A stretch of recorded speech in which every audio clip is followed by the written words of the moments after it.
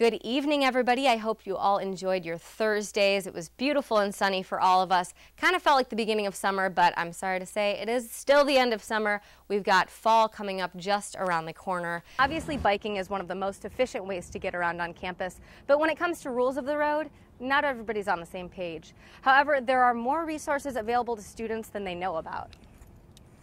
This Saturday, slip on your lederhosen and head on over to Champaign's second annual Oktoberfest. And it doesn't all stop when you turn off the TV. As Election Day nears, mailboxes are full of these negative campaign ads. But what do they all mean? The Board of Trustees met in Chicago with controversial and non-controversial items on their agenda. On top of the board's priority list is next year's tuition increase. Stop by Champaign County Humane Society sometime this month and pick up a new friend like Pinky here. Starting today, passengers arriving from West Africa will be screened for Ebola at the O'Hare International Airport. Specially trained border agents will use no-touch thermometers to check for fevers. Officials say the entry screenings add another layer of protection to halt the spread. November is Native American Heritage Month, and Urbana is finding new ways to target festivities towards young people. There's nothing like a good story. While many families come to the Urbana Free Library for a book or two, a lucky group got to enjoy a living, breathing story last night. Parent Priyanka Pargov says her daughters love these cultural events. Different languages and cultures, Korean stories, Middle Eastern, a lot of celebrations from different cultures that we've, sort of had the pleasure of participating in. Storyteller and writer Greg Rogers is a member of the Choctaw Nation of Oklahoma. Last night he told two stories, one from the Lakota Nation and one from the Great Plains region. He loves keeping his audience involved through theatrics and music, but more importantly, Rogers seeks to deliver a message about his culture.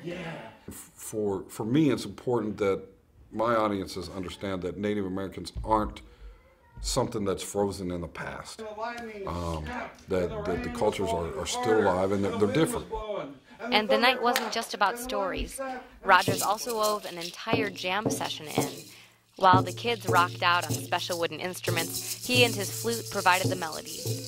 Parent Pargov says story sessions like these help her daughters become aware of those around them. And then they're recognizing that there are many other, the world is a vast place, and just getting a glimpse of it here at the library has been good for them. From visually appealing stories to exciting native instruments, both kids and adults had something to connect to tonight. And hopefully the learning won't just stop there. In Urbana, I'm Lisa Graham, UI7 News. It's been an exciting month for student Kelsey Vale. After rescuing her puppy Toby, she's taken on a new best friend, roommate, and mouth to feed.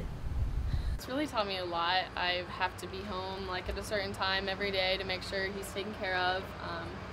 He costs a lot of money with all of his food and toys and stuff, so it's taught me how to budget so I have enough for him. Just a month ago, Toby was without a permanent home, spending most of his time in these kennels at the Champaign Humane Society. The shelter, which operates an open-door policy, hosts a constant influx of dogs of all breeds, sizes, and stories. All of these four-legged friends spend their days pining after outside time with their favorite volunteers. One of my dogs is a former alumni from here, so just seeing all the emotions that she went through, the wonderful things that the people did for her here, to be able to say, hey, I did that too, and I was a part of that for another dog's journey, it's kind of cool. Inside at the front desk, the dog of the day hangs out with the staff. Today they're planning for this week's fundraising event, the Fur Ball, and taking care of the animals. Supervisor Jackie McCartan emphasizes the importance of animal-human interaction. It is a major stress reliever and, reduces blood pressure and just kind of promotes overall health. But it also, forms a special bond. Stop by Champaign County Humane Society sometime this month and pick up a new friend like Pinky here. After a month of sleepless nights, Vale still supports the shelter. Just strongly encouraged to adopt because dogs go without homes every day and we can save them. In Urbana, Lisa Graham, UI7 News. What began as just another walk to class for sophomore Taylor Rayberg quickly turned into a trip to the hospital.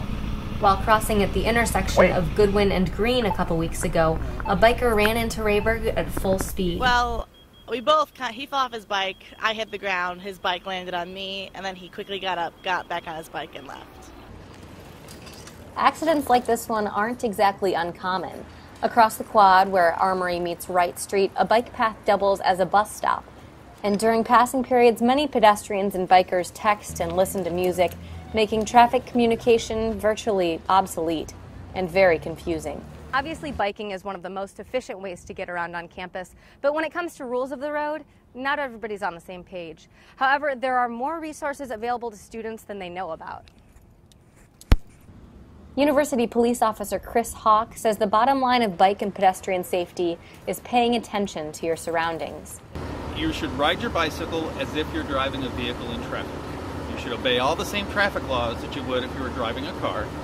And then you have the added issue of having to be a little bit more responsible for some of the actions of other drivers. After the accident, Taylor Rayberg has started reading the signs when it comes to getting around on campus. I'd say just be aware. It's not only you out there. I think a lot of people are like on their own. Like, I just have to get to my class, and I think it's a lot more than that. I think we have to kind of realize that this is a big campus. There's a lot of people trying to get where they're going. Maybe if we all adapt Rayberg's new attitude, handling traffic on the quad will be much more peaceful. Lisa Graham, UI7 News. Today in Champaign-Urbana, we reached a high of 73 degrees, Pontiac 75, out in Jacksonville 77, pretty much the same around the area. Authorities at both Chicago's O'Hare Airport and Kenosha's County Jail are investigating a Liberian woman for signs of Ebola. The woman reported to have been quite nervous while going through customs at the airport this week. She was detained and brought to the Kenosha Detention Center early Wednesday morning for a screening. The woman has since been returned to the airport and brought to the ICE custody. O'Hare is one of Rain throughout Illinois has put a delay on this year's harvest. The season was already late, and now Illinois farmers are even further behind than the averages. The latest crop reports show 35% of corn is now harvested. This is compared to the average of 54%. The university's Graduate Employees Organization hosted a rally this week. The purpose was to support workers' rights and raise awareness for university administration conflicts. A large group of Lively grad students hit the streets to express their ideas on the issues. At the rally, the organization addressed the university's poor support for graduate students' teachers' union.